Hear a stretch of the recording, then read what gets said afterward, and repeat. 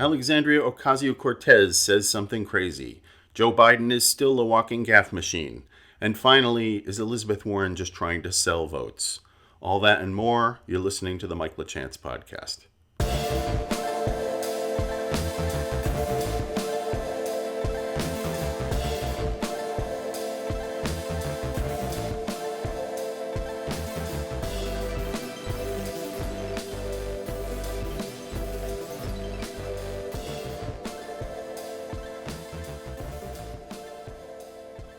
So, I don't even really want to talk about Alexandria Ocasio-Cortez, but I have to because I can't let this week go by without mentioning her most recent remarks where she compared holding facilities on the southern border to concentration camps. I mean, she literally said the United States is running concentration camps on the southern border.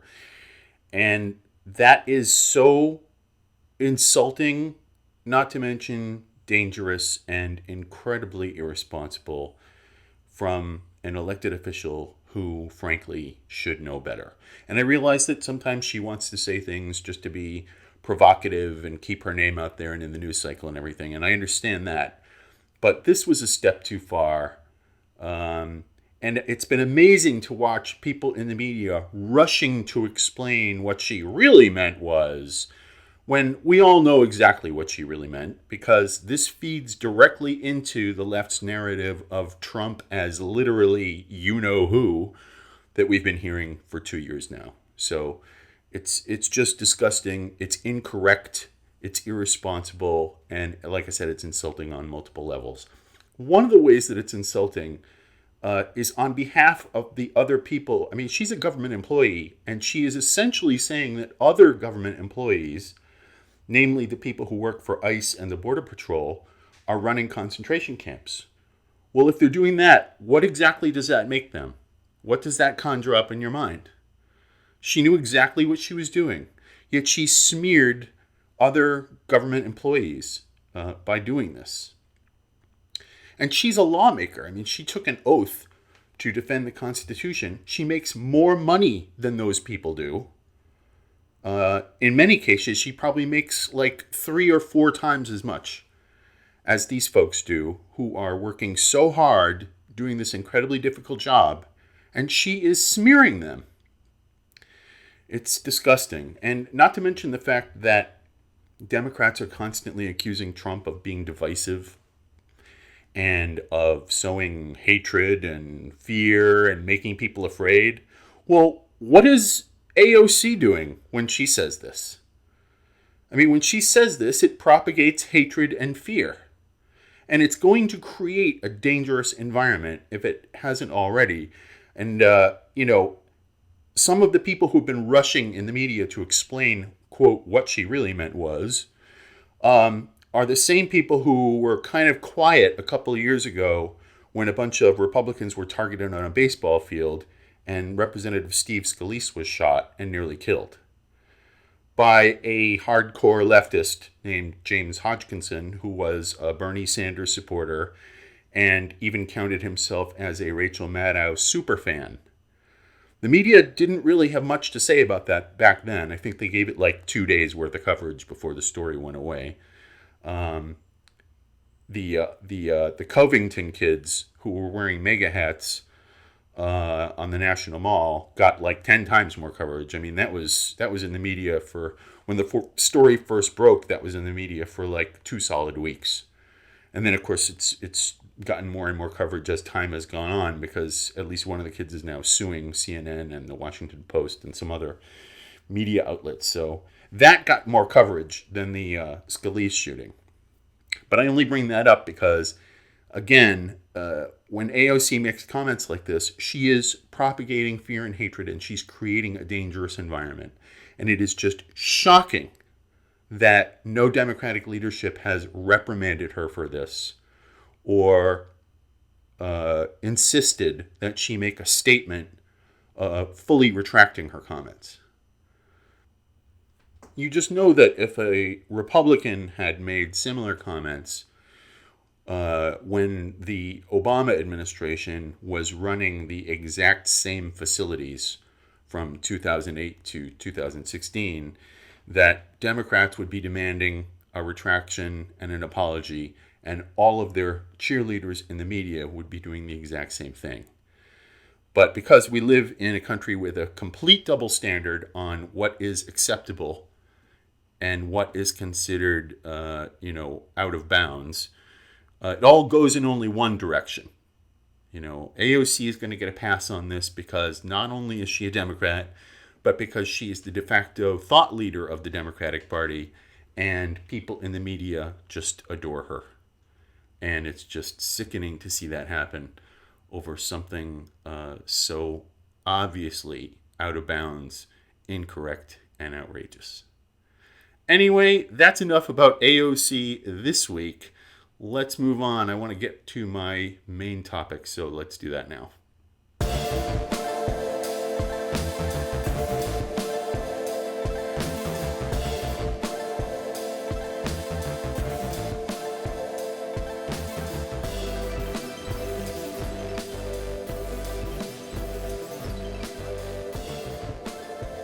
Okay, so one thing I have to get to briefly before I get to my main topic here. Just a quick aside on Joe Biden, because he had quite a week.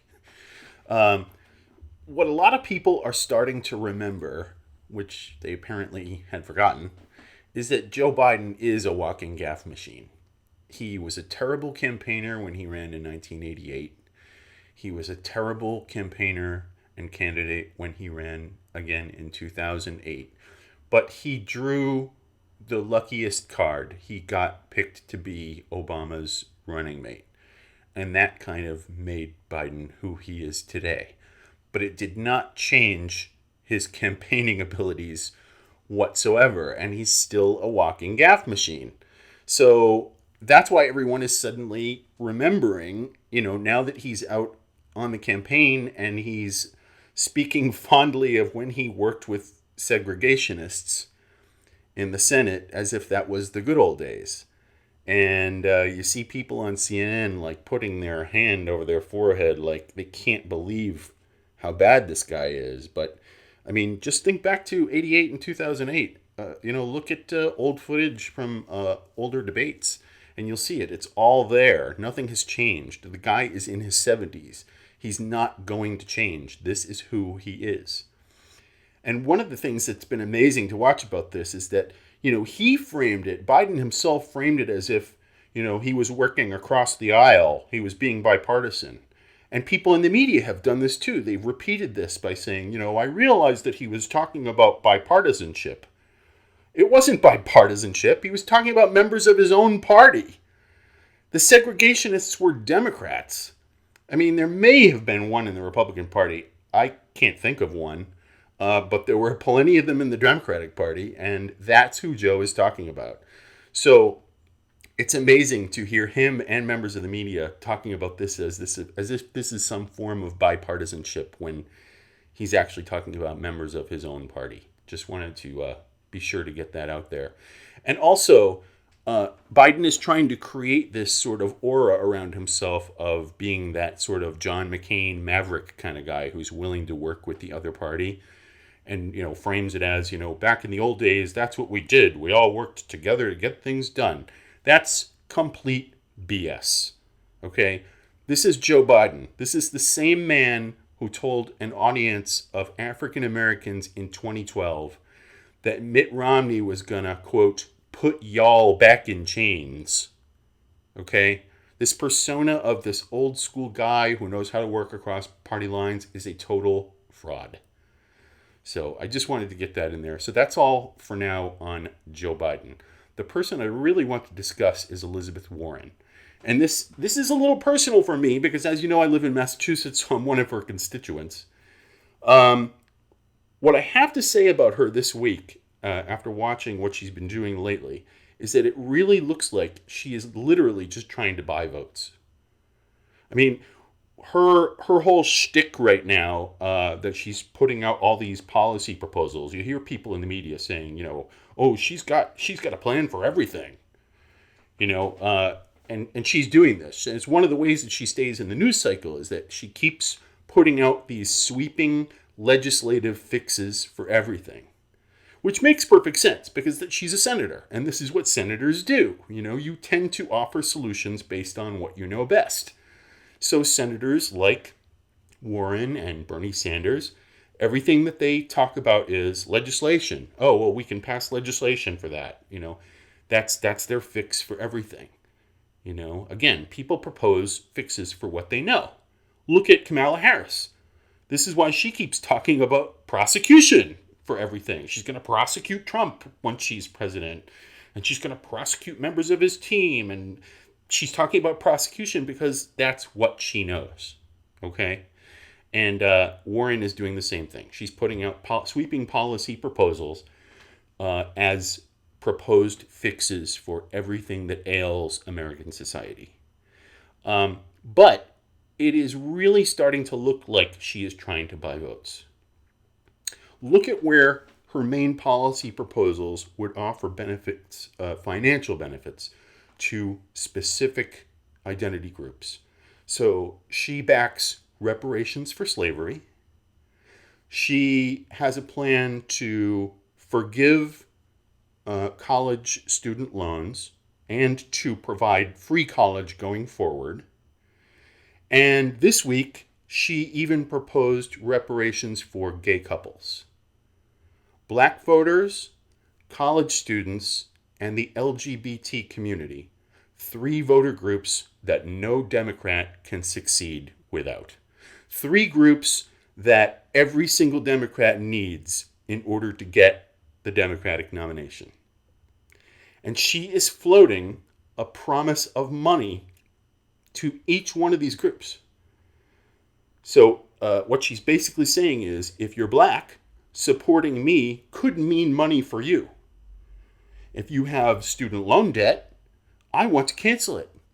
And if you want to go to college, I'll try to make it free.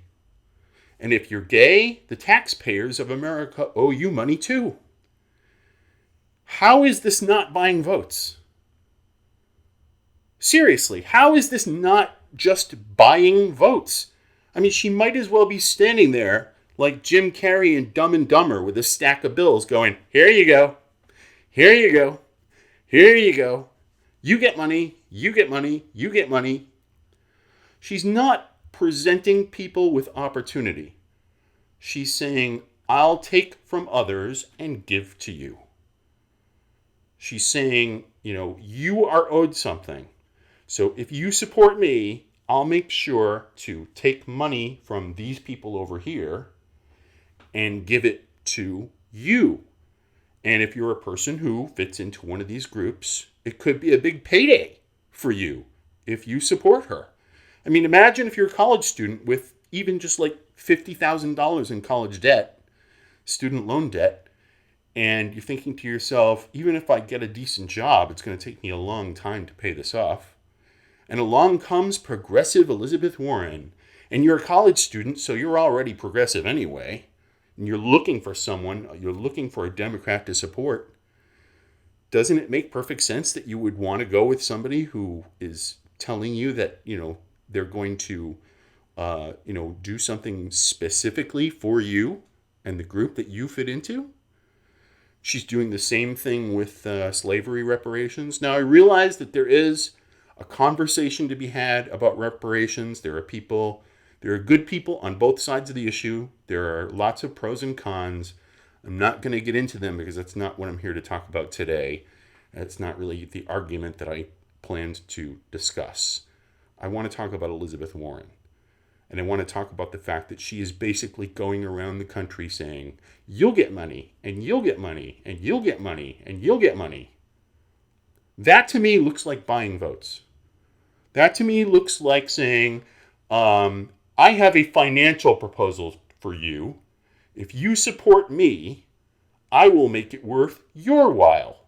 Now, that's not the same as going to the American people in general and saying, I will find ways to trim the cost of government. I will find ways to lower taxes. I will find ways to trim this here and cut that there. That is not buying votes. That is offering the entire country solutions, fiscal solutions which will benefit the whole country. She is not doing that. She's just going from voting block to voting block, the very specific voting blocks that she knows she will need in order to win. And she is saying to them in so many words, support me and I will make it worth your while financially. That is, at the end of the day, vote buying. And I don't think it's a good look. And I really wonder if she's going to get asked about this at some point during the debates. And by the way, is everyone ready for the first Democratic debates this week? There isn't enough popcorn in the world. Can't wait to watch it. Both of them, the first night and the second night. And I'm sure that there will be tons of... the blogosphere and the political media world is going to explode on Thursday and Friday. It's going to be a lot of fun to take a look at all of the hot takes. But I wonder if Warren will get asked about this during the debate. I mean, if I were a debate moderator, that would be one of the questions I would want to ask her, very professionally, to just say, Senator Warren, you have backed reparations for slavery, you have backed the forgiveness of college student loan debt and free college, and now you are calling for reparations for gay couples. Can you explain to the American people how this is not buying votes? And then just watch her sit there with a stunned look on her face and then go into her sort of faux angry mode and start pounding on the podium and blaming it all on Trump somehow, because that's all she knows how to do anyway. But anyway, that's the main question that I wanted to ask this week. When you look at it in this way, how can you not think that Elizabeth Warren is trying to buy votes, essentially? And it's very cynical. It's like, Senator, will you just offer a vision for the whole country? Will you offer policies for the whole country, all of the American people, rather than just throwing out these table scraps for the identity groups that you think you'll need in order to win? It's one of the main reasons why I really, really, really don't want her to ever be a leader of the United States. I mean, it's bad enough being in Massachusetts and having her as my senator, but having her as president would be like the worst thing ever. So anyway, that's my final thought on that. I do have one more thing this week. I have another movie recommendation for you. And this one is sort of based on something that's happening in the news right now. So give me a moment to regroup, and then we'll get to that.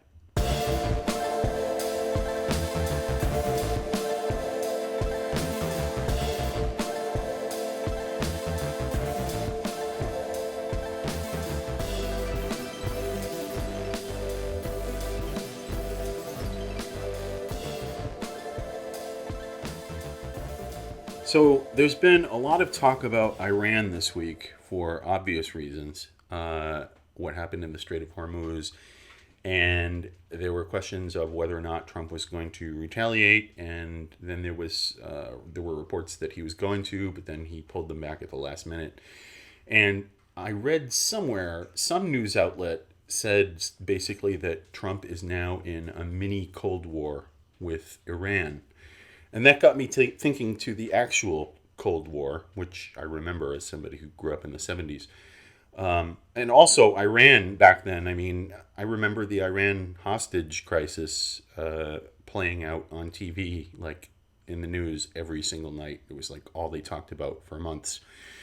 But anyway, on the actual Cold War versus the Iran mini Cold War, just got me thinking back to the Cold War and what people were afraid of back then. You know, I mean, back then, there were real fears of nuclear war. Maybe not as much as it was, like, say, in the 60s when they actually did, like, duck and cover exercises in classrooms. But people lived with a very real fear of a potential nuclear war. And nowadays, people aren't as worried about a full-blown worldwide nuclear war, because it seems like most countries have realized that it would be pointless because the Earth would be utterly destroyed and everyone would die in the end. But I think that there's something that could potentially happen in the current time today, which is actually much scarier because it's so much more real, and that is a potential attack on our power grid. If you've ever gone without power for a few days, you know what I'm talking about. It happened to me a couple of years ago. The area that I live in had a blackout, and it was wintertime. And the power was out for 4 days, maybe even a little over 4 days. And I was lucky. I had family nearby, so once I realized after several hours that the power was not coming back on anytime soon, I packed up the car, put the dog in the front seat, and drove to a house owned by family members and stayed there until the power came back on in my town. But when you're sitting there, especially if it's wintertime and it's getting dark early, once it's dark, I mean, you literally can't do anything. Unless you have a battery powered radio, or if you're the type of person who has a generator or something, I guess you're okay. But if you're just some average Joe like me, your options are basically light a candle and read a book, or go to bed, and get up again when the sun comes up. So power failure is much scarier because when the power goes out, you're basically back in the Stone Age. And the scary thing about it is that if it were to happen, if there was an attack on our power grid and a large portion of the country, say like the entire Northeast or the entire Northwest, or the Southeast or the Southwest, or wherever it was, if it was a large enough portion of the country that went without power for several days or weeks or months, it would kill millions of people. And I'm not exaggerating, because not everyone would be able to evacuate. And so lots of people would die through starvation. Anyone who was vulnerable in a health sense, the elderly or people who rely on machinery to stay alive, newborns, I mean, there would be a massive, massive loss of life. And so thinking about this reminded me of a great film that I wanted to talk about, which, if you've never seen it, the 2009 film The Road offers a horrific view of a future human extinction event. It's based on a 2006 novel by Cormac McCarthy. And the film stars Viggo Mortensen, and he's a father who is living in this sort of post-apocalyptic American environment with his son. His wife, the boy's mother, chose suicide before the story begins, but you get to see that kind of in flashbacks. And so the father is basically walking with his son, and they've got like a shopping cart full of everything they own. And they're just walking down the road, and they're trying to get to a place further south in the country and closer to the coast, where the father believes that it'll be warmer and the living conditions will be better. It is a very bleak story, whether you're reading the novel or watching the movie. Both are excellent. I recommend reading the book and watching the film. The story never explains what actually happened to bring us to this point. It only deals with the aftermath. So if you go on Reddit or into other areas of the internet where people talk about books and movies, there's been a lot of speculation about what happens that causes this in the story. So most people theorize that it's either climate change has brought about this catastrophic situation where, like, basically the planet is dying. Other people have theorized that it's after a nuclear war. And then the sort of consensus among a lot of the postings that I've read at Reddit and other places is that it's the aftermath of like an asteroid hitting the planet Earth, which I think makes the most sense if you think about it, because in the story, they're living in a sort of post-nuclear war, nuclear winter environment, but without the nuclear radiation problem. So an asteroid hitting the Earth would make the most sense, because if that happened, then the sort of dust cloud that would go up into the atmosphere and then cover the Earth and put us into a sort of semi-permanent winter state that would last for years and years and years, makes sense. So in the story, as they're traveling, what you quickly begin to realize is that society has completely collapsed. There has been massive starvation. There is rampant cannibalism, and people basically live either on their own in secret and in fear, or they like join a group, because society has sort of descended into tribalism, where people get together for protection and sustenance. You never know. Again, you never know the cause of the disaster, but one thing in the story is very clear: there is no power, there is no electricity, and when the power goes out, all bets are off. And this is one of the things that makes this story, the book, and the movie so compelling, is that you can imagine it. You can actually imagine it, especially, as I said, if you're someone who has ever gone without power for a significant amount of time, even if it's just for a few days. You quickly begin to realize how much we take for granted the convenience of being able to turn on your lights, turn on the radio, pick up a phone, turn on the TV to get news and information. And if the power is out, all of that goes away. And it would be a real life horror story if it did. Because, I mean, imagine if it's like the entire Northeast, and you live, say in central New Hampshire. You can't go to your neighbors with questions about what's happening, because they won't know either.